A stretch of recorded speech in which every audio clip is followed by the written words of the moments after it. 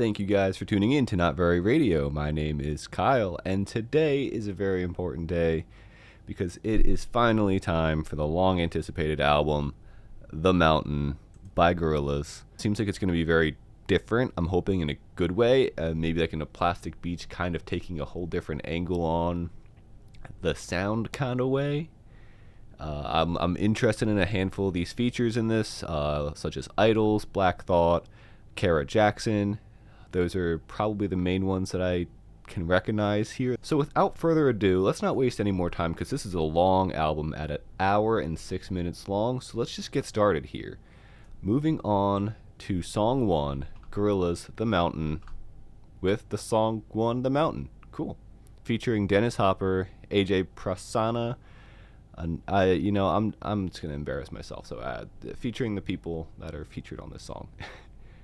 Let's get into this. Let's go.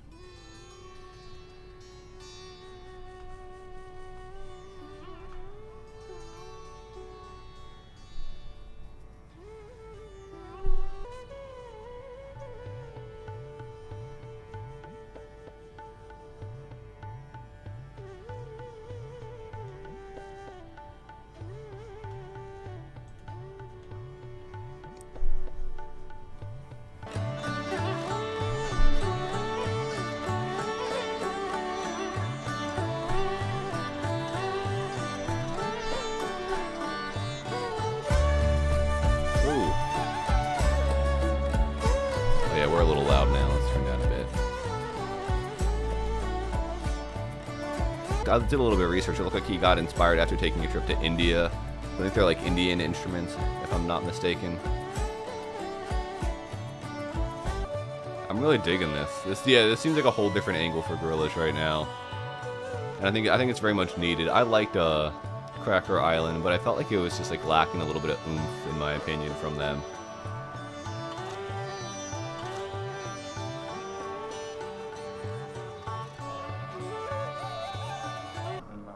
Looks like we're fading out. I don't know if there's a ton. I'll pause, actually. I wasn't going to, but yeah, I'll pause. That was a beautiful track. I really loved that sound palette that they brought in there, and I'm curious to see how it plays into the rest of these. I'm hoping we kind of keep. I'm hoping we just don't kind of get skirted in a whole different direction. I don't think that'd be something Gorillaz would do in an album like this. It seems like it's very intentionally driven this way sonically.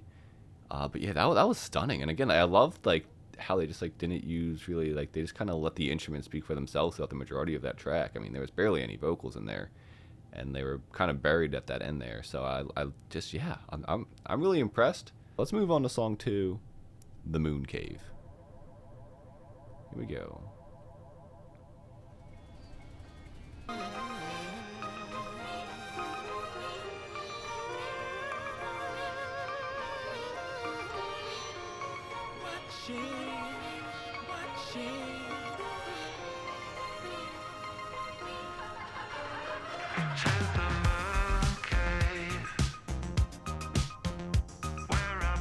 Love the way they brought all that in, and the way the synths kind of came in, very smooth.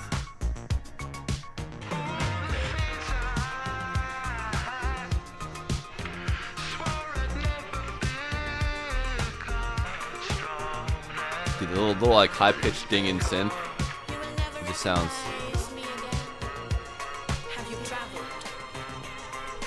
The flute, man, I love the way it sounds.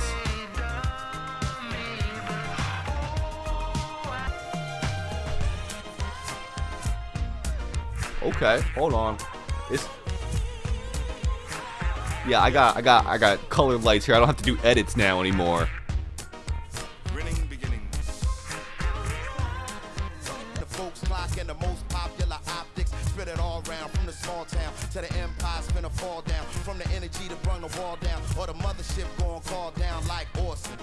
I hope the lyrics aren't super deep, just for the fact that like I'm gonna be enjoying the sound of this way too much, I think. All right, so my expectations are officially set very high, because when Gorillaz wants to reach for the stars, they can reach for the stars, and this sounds like they're trying to. I think personally Gorillaz is at their best when they're taking sounds that you normally wouldn't put together, you wouldn't think to kind of put together, and they do it, and they do it under this really tight and beautiful production, and I think that's what they've done on some of their best albums in the past, and at least for the first two songs, I think that's what they're doing here. Let's move on to song 3, The Happy Dictator. I will say I've heard this. This was one of the singles that I have heard. I liked it. I wasn't super in love with it, but I didn't give it a super deep listen, so I'm curious to see how I feel about it in context of everything else going on right now. If it kind of sparks new life for me, pun intended, because the feature's name is Sparks.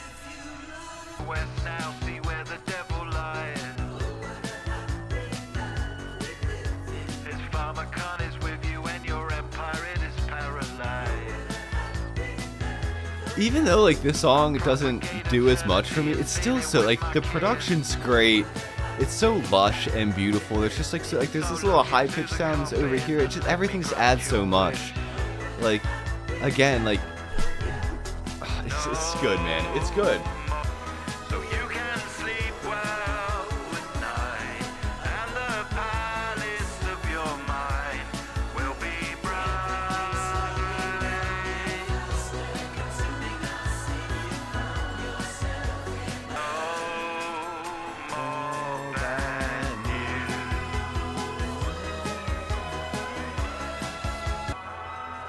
Yeah, gorgeous. I feel like this song feels a bit more standard Gorillaz. I feel like they're pushing themselves into pushing themselves sonically as much. A little bit, I would say, but not as much. But again, I still think it's super solid, and it's Gorillaz kind of still doing what they do in a really solid and creative way. So yeah, I'm pretty happy with that. So let's just move on. I think that was enough for that song. Let's move on to song 4, The Hardest Thing, featuring Tony Allen, which I remember he was on one of the Song Machine bonus tracks, and I believe he unfortunately passed away back in 2020. So I guess this may be a posthumous feature. I'm excited to hear this one because I like that track that he did with Gorillaz. You know the hardest thing is to say goodbye. It's that is this song just gonna be about him? And that was his feature, which is that little vocal thing there. You seen that drumming? And when the curtains rise and the party begins.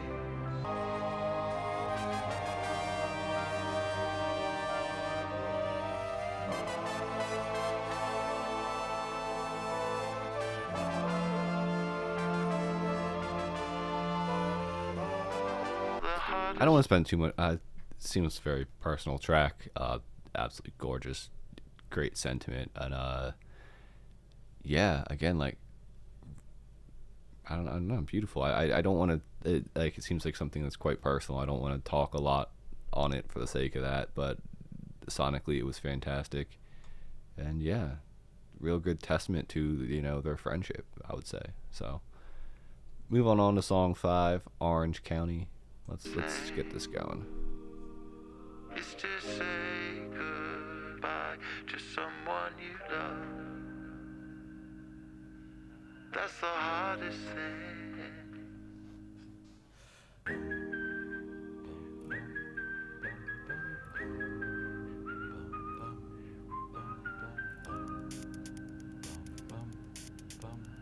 Every face you forgot, father's child, they suspend the clock. Another star, get another chance to love. This is beautiful. Holy cow. I'm not your enemy, your legacy frightens me. Will I keep it gold, or will it spoil? This just sounds so sweet and lush, and the sentiment here, man, is just chef's kiss, dude. Chef's kiss. Sometimes I come on here and I'm just like mind blown or in shock, and I don't know what to say. This, I feel like the complete opposite. I feel like I'm so excited that I'm like, I just don't want to shut up, but at the same time, I'm like, I'm just listening to this for the first time. How can I I already want to gush about it and the lyrics and just everything going on, and like, it's such a nice feeling to just have this excitement and feel like sometimes again, like I feel like I have all these things I want to say and ideas and thoughts about it. Like, I mean, first off, I love the transition from The Hardest Thing moving on to this, which is, kind of using The Hardest Thing more as like this prelude, and then kind of going into Orange County, which to me sounds like it's, I would assume, still about Tony Allen, and just kind of like wanting to carry on his legacy, but worried by doing so, will he ruin it in a way? Example like posthumous stuff, right? Like, you get people making these posthumous albums of like half-done songs for certain like artists, and people are like, what is this? This doesn't sound good. And like, it could be something along that, where it's maybe he wants to go back and look through their old songs that they did together or something, and he's like, well, I don't know, like, what if people hear the stuff that we didn't end up finishing and it makes them look I don't know. Maybe I'm rambling too much or thinking too deep into it, but I mean, what a beautiful song. Kara Jackson was absolutely incredible. Unfortunately, I don't know every single feature here, so I'm not sure exactly what parts they all played, if they're the whistlers or playing other instruments. But yeah, an absolute just gorgeous song about, like wanting to kind of like having to say goodbye to somebody and wanting to kind of carry on their name and make sure that they're continued to show in a good light, but being nervous about, doing that well, I guess. So yeah, man, dude, I'm going to stop rambling now. Song 6, The God of Lying, featuring Idols. I'm curious if this is going to actually be like all the band, or if it's just the singer from Idols. Excuse me. Because it does say written by Damon Albarn and I believe that's their singer, Joseph Talbot. You get it.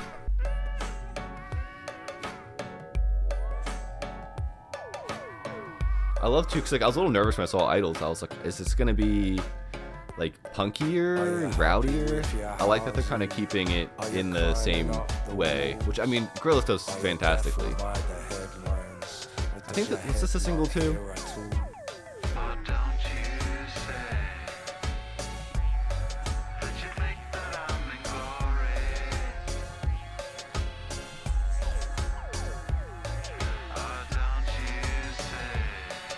I love that they're keeping like some of these like weird synths that I feel like they kind of used a lot in like a lot of their previous work.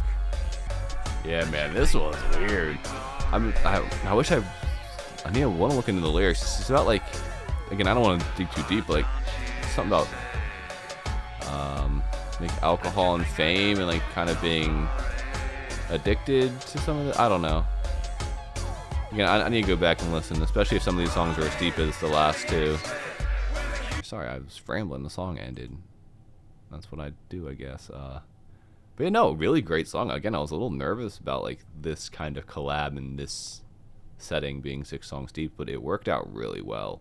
Let's move on to the Empty Dream Machine. So let's go.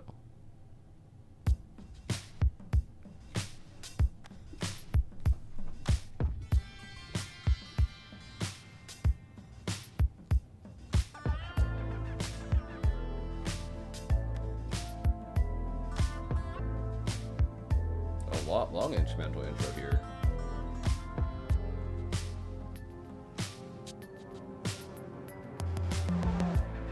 Promises, the promises we make, they clock us in at night and check us out the next day. An empty dream machine without you. Some weird vocal effects. His mind's at war again. Is that a guitar or a synth? I can't tell. I was like bum bum ba-dum or something like that. Seems like some of these lyrics might be quite personal. I'm really curious to go back to listen to some of these. I'm trying to take all of this in at once. It's a lot. I'm a chastened man. Listening to Asha sing dumb, model dumb. We acquire honor from it, but a model come. A heart driven by the drummers, what I borrow from in the shadowy light of the night until tomorrow come. Protection from cloves, cinnamon, and cardamom. My chalice was a masala, a son, a harder son. Eat is trapped like a prisoner. It's a rap like Chiba rolled up into the Rizzler. When you black like Evil D, or black like Sizzler.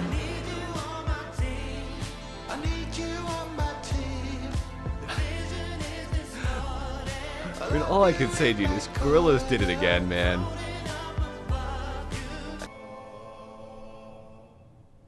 We're about to hit March, ladies and gentlemen, and we got so many great albums already, and we're adding another one to this list because, dude,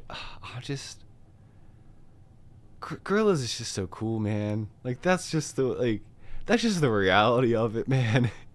Gorillaz are just cool. I mean, the actual animals and the band.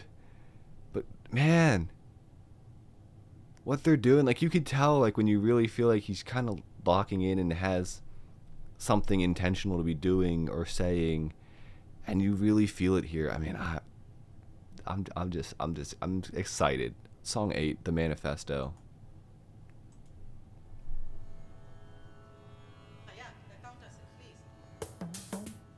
Did I hear this one? Which ones did I hear? This was the first single or second single? I think I did hear this one. I remember it being really long and it being divided in like 2 halves.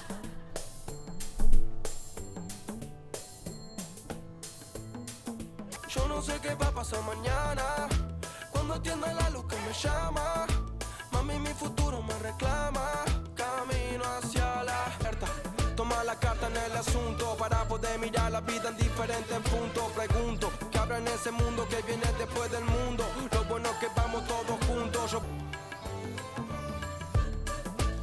no sé qué va a pasar mañana, yo no sé, cuando atienda la luz que me llama, mami mi futuro me reclama, camino hacia la... Just a real bouncy track, man. I'm curious what it's about, like if it kind of connects with a lot of what kind of some of these other songs we're talking about, which again I want to go back and listen to more, but maybe more about life and being in a transition point and grappling maybe with who you want to become and dealing with death. I don't know. I'll look into it more later. Sounds like we're transitioning to that second half of the song now. It's been a while since I listened to the singles, by the way, probably since last year. Never seen a killer with fangs and millimeters that bang and killer teachers piss slang and still I reach you. Whoa. Y'all ain't ready for death wall. Why shouldn't I Dude, get and you, the dog? horns I'm sound Leatherface. great, man. This E&J made me say your DNA What a cool genetic switch waste. up. A medic case that'll detonate. Dirty Harry. A pathetic taste that shroom head that murder fairies. Interesting. I was wondering. I thought Proof was like an older rapper who passed away. But apparently they think. I guess the belief is that this is maybe a verse from Demon Day Session, which I guess kind of matches some of like the reflection kind of going on in this about kind of death and whatnot. Anyway, wow.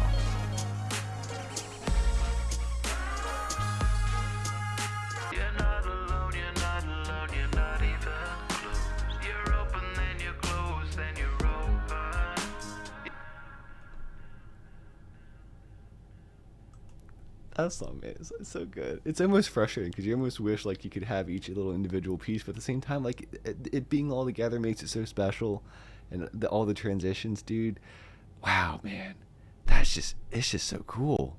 And again, having the Proof verse there, you know, after he's passed away for so long, right? It's back in the 2000s, like early 2000s, I think, when he passed. I'm not super familiar, so I'm not 100% certain, but I mean.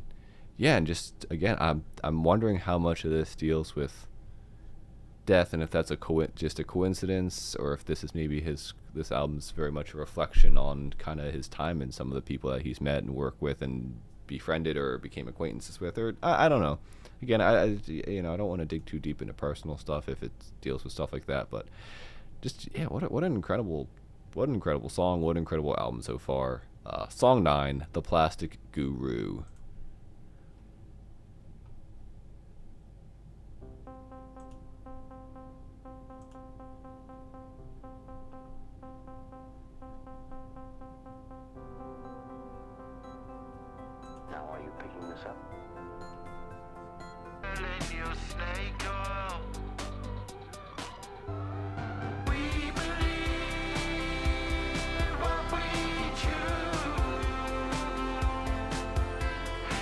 So, according to Genius, it says this song was inspired by a meeting in India where I guess someone did an internet search before they arrived and made a beeline for Damon, and it was basically, I guess, it was being used and televised across India.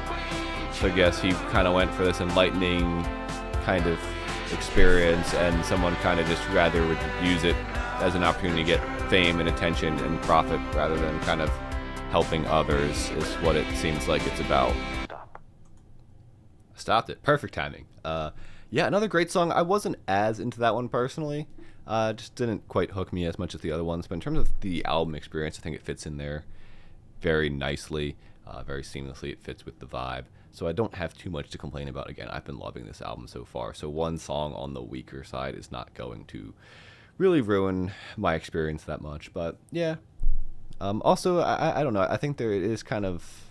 I get why the song was written, but part of me kind of like you go for this enlightening experience, and I think to write a song about something like negative in that almost kind of takes away from the reason that you went there, which I get it's still an experience that you had, and I get wanting to kind of voice it, so it makes sense, and it's meant to, I guess, be like a cautionary tale of be careful what you kind of choose to hold as like your values and hold close to you kind of deal. Let's just move on to song 10, Delirium.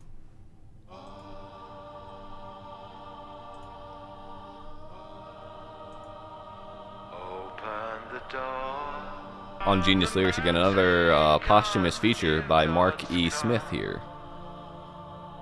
He doesn't recognize himself for what he's done. One.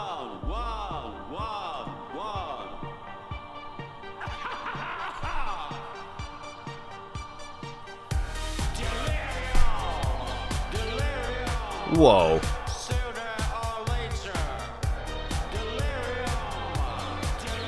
I was not expecting this turn. This sounds great. I was like, oh, we're getting a little mellowed out.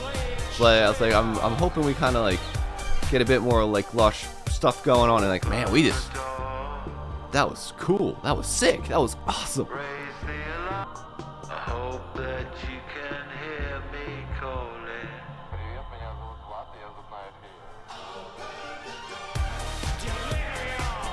This sounds so cool. That synth dude is so gritty.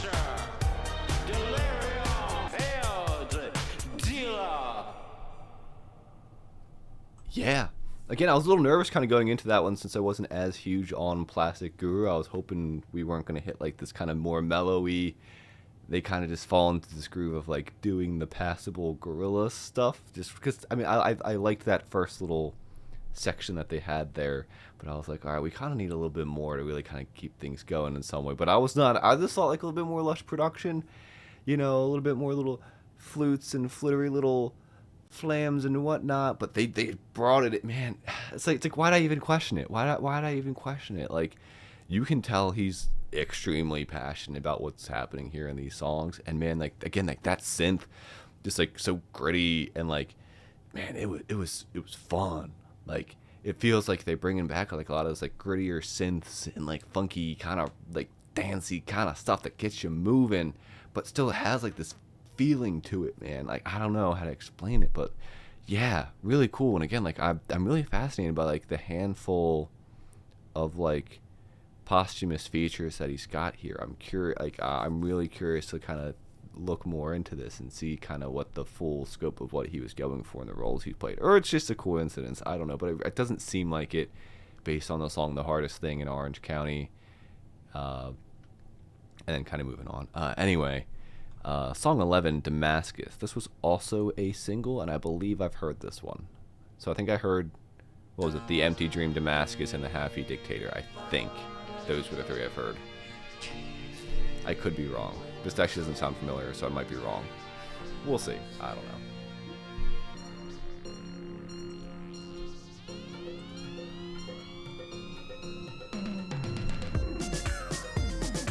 Whoa. Oh. Top down on your radio. DA in the place you show. Suleiman in the place you know. Making no replace you go. This is sick, dude.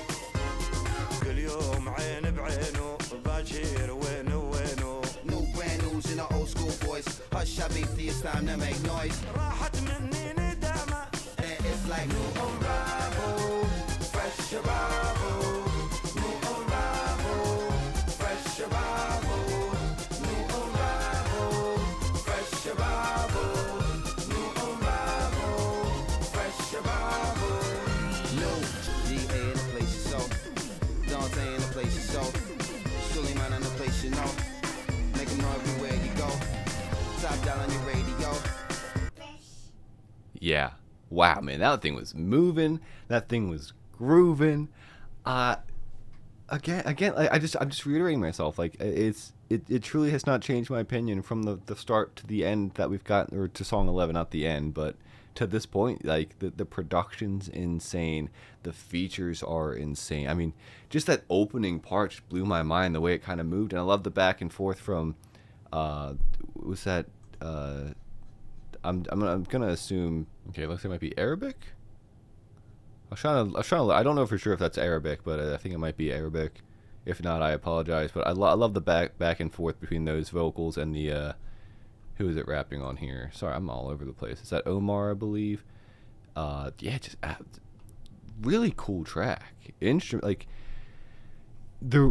again, he's all you can say is like, yeah, you can tell he's really pushing himself, like, sonically, and the production is just on point here, and that makes so much of, like, Gorillaz stuff for me, at least personally, like some of the great production that they've had in previous songs and albums, and it's here, man. This is going to go down as one of their greats, you know. Yeah. Let's just move on. Number 12, the Shadowy Light, song 12. It's got a long list of features on this one. So it says he worked with Gruff Rhys, who was on this song previously on the Plastic Jellyfish. Is that what's called, right? Did I say that right? Sorry, Super Fast Jellyfish, Plastic Beach. What am I saying? And I think you can kind of hear that in that one synth particularly. I gotta remember just like to enjoy the music, because I'm like wanting to dive so much into like all, it's like the features and some of the lyrics and stuff, and I need to take a step back for now and just allow myself to enjoy this.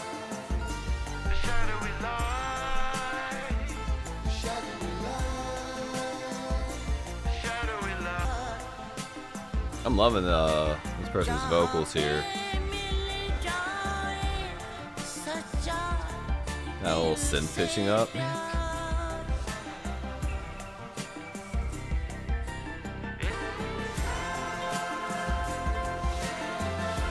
This is gorgeous. This is just so lush.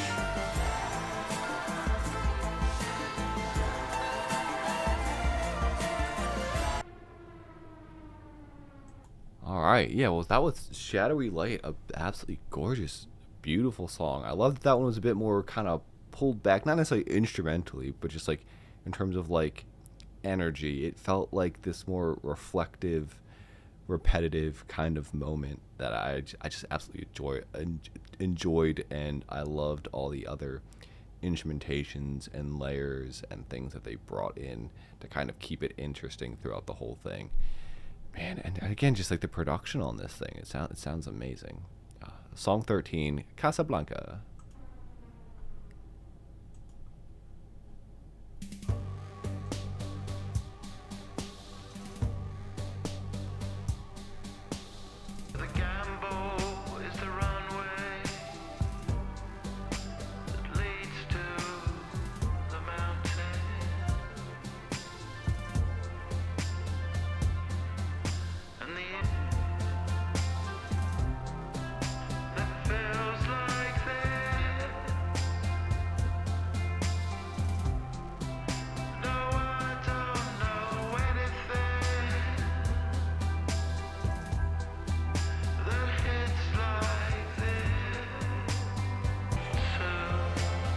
I love like the, I mean, who am I kidding? I love everything about this, man. Like I love like that buzzy synth. I love the guitar. I love the vocals. I love these like, just, whoa. Yeah, I mean, again, at this point I'm running out of things to say because I'm just gushing about how amazing this album sounds. Again, all the instrumentation just sounds so great. The production is off the charts. Off the charts. Yeah, I mean, I love the guitar work. I love like those little moments where it just got quiet and like kind of eerie before they kind of snapped back into that like beautiful. Was that the chorus? I don't remember, but it was, man, like it's just getting to this point where I'm just like, man, I just love this, and like I'm excited to like really dig into it and like see what other people. I'm hoping like everyone else is like loving this too, so I don't have to do as much digging and I can just look at what other people are saying and figure it out from there. It'll make my life easier than having to kind of do my own digging. But song 14, The Sweet Prince.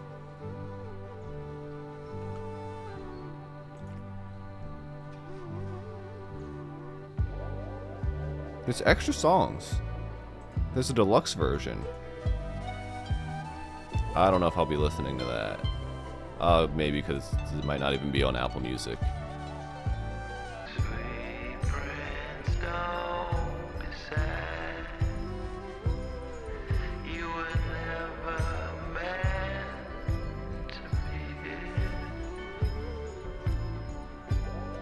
And the sword you hold in your hand, found still Like bubbly sound and synth, man.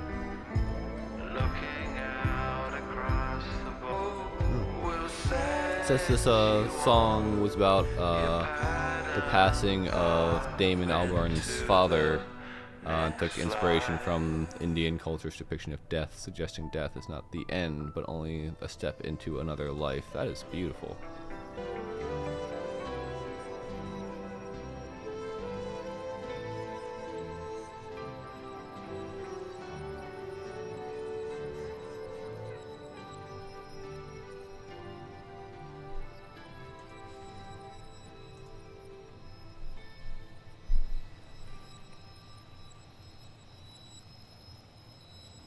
You can really feel not even just in this song alone, this whole album, you can feel the love that's been poured into this thing. I'm just gonna move on to the last song because at this point I think I've said my piece on this album. So the last song 15, The Sad God.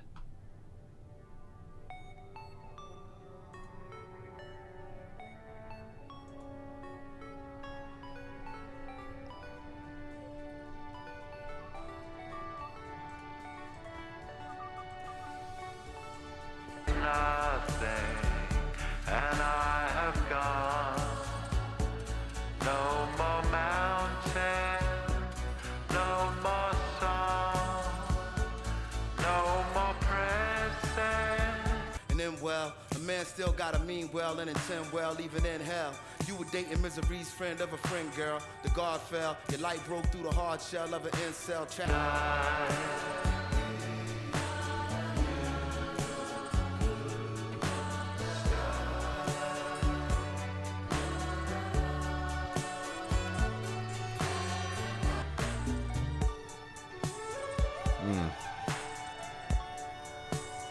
Again, the sound palette here is just absolutely stunning.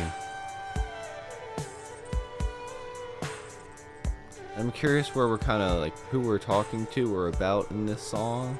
Again, I keep saying it, but man, there seems like there's so much here, and I'm just, yeah.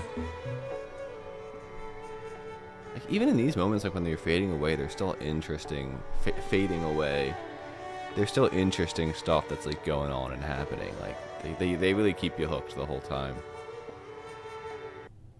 Man, this is the kind of album that just makes you want to say like the most pretentious crap ever. Like there's a difference between making music and making art, because you're like, this is something special, man. Like just feels so beautiful, and it feels so intentional with what they're going for and what they're doing, and the point and the thoughts that he's trying to put down here, I think is just so well done. And again, I've really enjoyed a lot of their stuff in the past. I haven't emotionally connected, at least not to like this extent. I've really enjoyed albums that are like super like the Demon Days. I'd probably like, if you're gonna whatever numbers, 10 out of 10, whatever, I think it's an incredible record. But like this one's got like, I didn't feel like, wow, this song's like making me feel reflective or so. I guess that's the point. This album's there. The Mountain. This album I'm reviewing now is about death and whatnot. So I guess it's naturally going to have more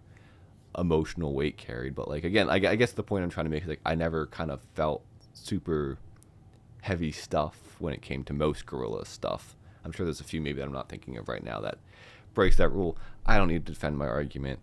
I can just say stuff and be okay with it, right? I can just say stuff sometimes and then be wrong later. It's fine. This album's just beautiful. I loved all the different sounds that they pulled from. Like you can really feel it. Like I mean, they use a lot of those more, I guess, Indian instruments, because that's where, or Hindu instruments. I'm sorry, I'm looking at the genres that says they're pulling from an album of the year. Now I pulled it up. Hindustani, classical music, psychedelic pop. Yeah, definitely a little psychedelic synth pop.